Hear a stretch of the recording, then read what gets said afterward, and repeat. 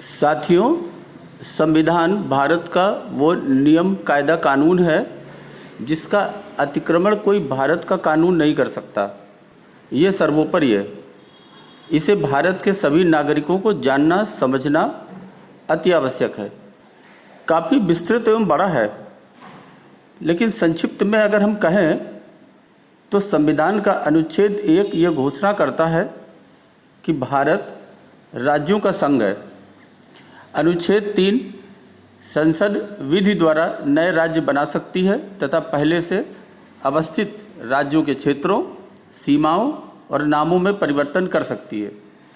अनुच्छेद 5 कहता है कि संविधान के प्रारंभ होने के समय भारत में रहने वाले वे सभी व्यक्ति यहाँ के नागरिक होंगे जिनका जन्म भारत में हुआ हो, जिनके पिता या माता भारत के नागरिक हों या संविधान के प्रारंभ के समय से भारत में रह रहे हों। अनुच्छेद 53 ये कहता है कि संघ की कार्यपालिका संबंधी शक्ति राष्ट्रपति में निहित रहेगी। अनुच्छेद 64 उपराष्ट्रपति राज्यसभा का अध्यक्ष होगा, ये कहता है। अनुच्छेद 74 कहता है कि एक मंत्रिपरिषद होगी जिसके शीर्ष पर प्रधानमंत्री रहेगा, जिसकी सहायता एवं सुझाव के आधार पर राष्ट्रपति अपने कार्य संपन्न करेगा। राष्ट्रपति मंत्रिपरिषद के लिए किसी सलाह के पुनर्विचार को आवश्यक समझ सकता है, पर पुनर्विचार के पश्चात दी गई सलाह के अनुसार वो कार्य करेगा। इससे संबंधित किसी विवाद की परीक्षा किसी न्यायालय में नहीं की जा सकेगी। अनुच्छेद 76 कहता है कि राष्ट्रपति द्वारा महान्यायवादी की यानी अटॉर्नी जनरल की नियुक्ति की जाएगी। अनुच्छेद 78 के अनुसार प्रधानमंत्री का यह कर्तव्य होगा कि वह देश के प्रशासनिक एवं विधायी मामलों तथा मंत्रिपरिषद के निर्णयों के संबंध में राष्ट्रपति को सूचना दे, यदि राष्ट्रपति इस प्रकार की सूचना प्राप्त करना आवश्यक समझे। अनुच्छेद 86 कहता है कि इसके अंतर्गत राष्ट्रपति द्वारा संसद को संबोधित करने तथा संदेश भेजने के अधिकार का उल्लेख इसमें किया गया है। अनुच्छेद 108 में यदि किसी विधेयक के संबंध में दोनों सदनों में गतिरोध उत्पन्न हो गया हो तो संयुक्त अधिवेशन बुलाने का प्राविधान है। अनुच्छेद 110 धन विधेयक को इसमें परिभाषित किया गया है। अनुच्छेद 111 संसद के दोनों सदनों द्वारा पारित विधेयक राष्ट्रपति के पास जाता है। राष्ट्रपति उस विधेयक को सहमति प्रदान कर सकता है या अस्वीकृत कर सकता है। वो संदेश के साथ या बिना संदेश के संसद को उस पर पुनर्विचार के लिए भेज सकता है। पर यदि दोबारा विधेयक को संसद द्वारा राष्ट्रपति के पास भेजा जाता है तो वह इसे अस्वीकृत नहीं करेगा। 112 में प्रत्येक वित्तीय वर्ष हेतु राष्ट्रपति द्वारा संसद के समक्ष बजट पेश किया जाएगा। अनुच्छेद 123 संसद के अवकाश यानी सत्र नहीं चलने की स्थिति में राष्ट्रपति को अध्यादेश जारी करने का अधिकार होगा। 124 के अंतर्गत सर्वोच्च न्यायालय के गठन का वर्णन है। अनुच्छेद 129 कहता है कि सर्वोच्च न्यायालय एक अभिलेख न्यायालय है। अनुच्छेद 148 नियंत्रक एवं महालेखा परीक्षक की नियुक्ति राष्ट्रपति द्वारा की जाएगी, ऐसा कहता है। अनुच्छेद 163 राज्यपाल के कार्यों में सहायता एवं सुझाव देने के लिए राज्यों में एक मंत्रिपरिषद एवं इसके शीर्ष पर मुख्यमंत्री होगा, पर राज्यपाल के स्वविवेक संबंधी कार्यों में वह मंत्रिपरिषद के सुझाव लेने के लिए बाध्य नहीं होगा। अनुच्छेद 169 में राज्यों में विधान परिषदों की रचना या उनकी समाप्ति विधानसभा द्वारा बहुमत से पारित प्रस्ताव तथा संसद द्वारा इसकी स्वीकृति से संभव है। इसे उच्च सदन भी कहते हैं। अनुच्छेद 200 राज्यों की विधायिका द्वारा पारित विधेयक राज्यपाल के समक्ष प्रस्तुत किया जाएगा। वो इस पर अपनी सम्मति दे सकता है या इसे अस्वीकृत कर सकता है। वो इस विधेयक को संदेश के साथ या बिना संदेश के पुनर्विचार हेतु विधायिका को वापस भेज सकता है, पर पुनर्विचार के बाद दोबारा विधेयक आ जाने पर वो इसे अस्वीकृत नहीं कर सकता। इसके अतिरिक्त वो विधेयक को राष्ट्रपति के पास विचार के लिए भी भेज सकता है। अनुच्छेद 213 राज्य विधायिका के सत्र में नहीं रहने पर राज्यपाल अध्यादेश जारी कर सकता है। अनुच्छेद 214 सभी राज्यों के लिए उच्च न्यायालय की व्यवस्था होगी। अनुच्छेद 226 मूल अधिकारों के प्रवर्तन के लिए उच्च न्यायालय को लेख जारी करने की शक्तियां देता है। अनुच्छेद 233 जिला न्यायाधीशों की नियुक्ति राज्यपाल द्वारा उच्च न्यायालय के परामर्श से की जाएगी। अनुच्छेद 235 उच्च न्यायालय का नियंत्रण अधीनस्थ न्यायालय पर रहेगा, ये कहता है। अनुच्छेद 239 केंद्र शासित प्रदेशों का प्रशासन राष्ट्रपति द्वारा होगा। यदि वो उचित समझे तो बगल के किसी राज्य के राज्यपाल को इसके प्रशासन का दायित्व सौंप सकता है या प्रशासन की नियुक्ति कर सकता है। अनुच्छेद 245 संसद संपूर्ण देश या इसके किसी हिस्से के लिए तथा राज्य विधानपालिका अपने राज्य या इसके किसी हिस्से के लिए कानून बना सकता है। अनुच्छेद 248 विधि निर्माण संबंधी अवशिष्ट शक्तियां संसद में निहित हैं, ऐसा कहता है।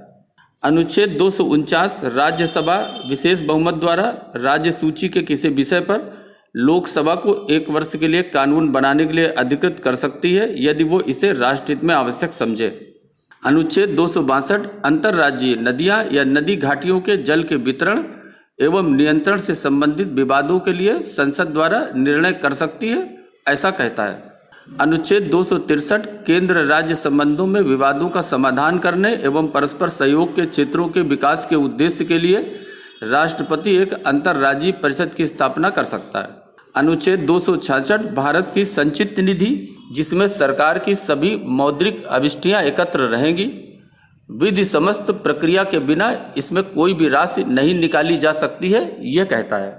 अनुच्छेद 267 संसद विधि द्वारा एक आकस्मिक निधि स्थापित कर सकती है जिसमें अकस्मात अचानक उत्पन्न परिस्थितियों के लिए राशि एकत्रित की जाएगी, ऐसा कहता है।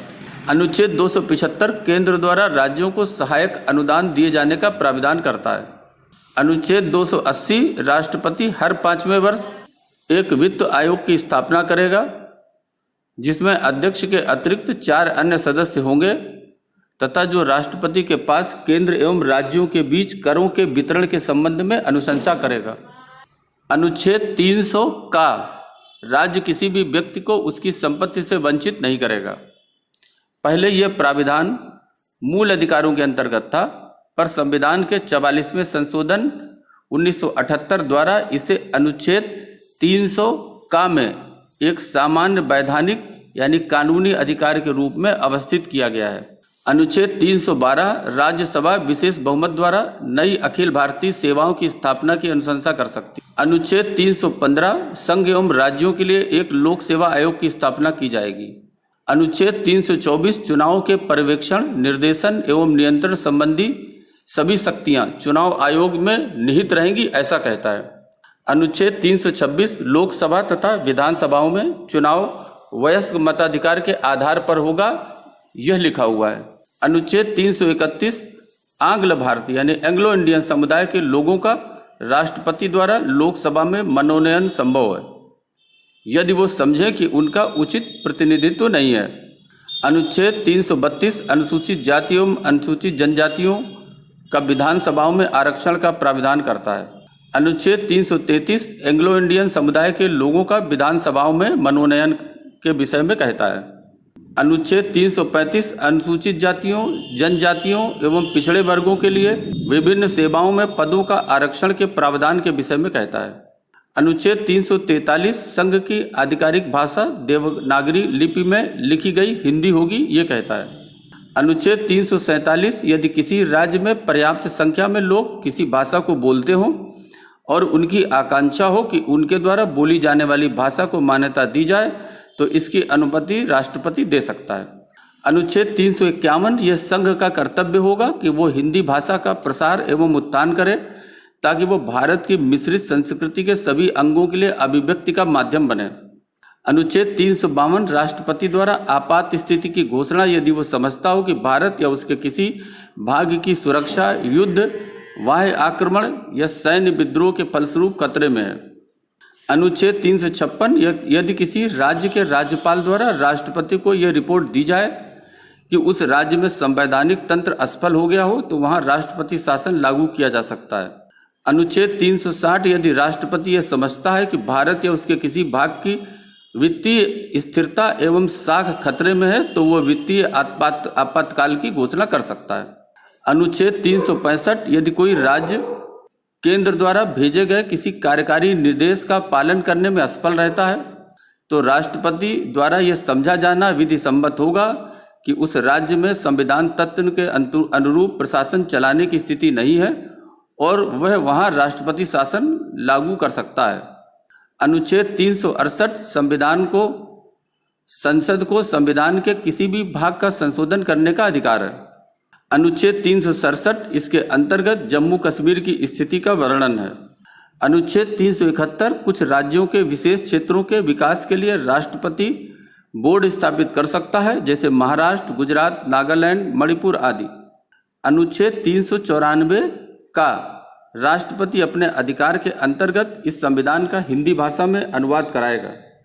अनुच्छेद 395, भारतीय स्वतंत्रता अधिनियम 1947, भारत सरकार अधिनियम 1953 तथा इनके अन्य पूरक अधिनियमों को, जिसमें प्रिवी काउंसिल क्षेत्राधिकार अधिनियम शामिल नहीं है, यहाँ रद्द किया जाता है। तो साथियों, ये था हमारा संक्षिप्त संविधान। इसे आप संक्षिप्त में जरूर समझें, ध्यान रखें, याद रखें, क्योंकि ये भारत का सर्वोपरि नियम, कायदा, कानून है जिसका सम्मान किया जाना अत्यंत आवश्यक है। अभी के लिए बस इतना ही साथियों, धन्यवाद।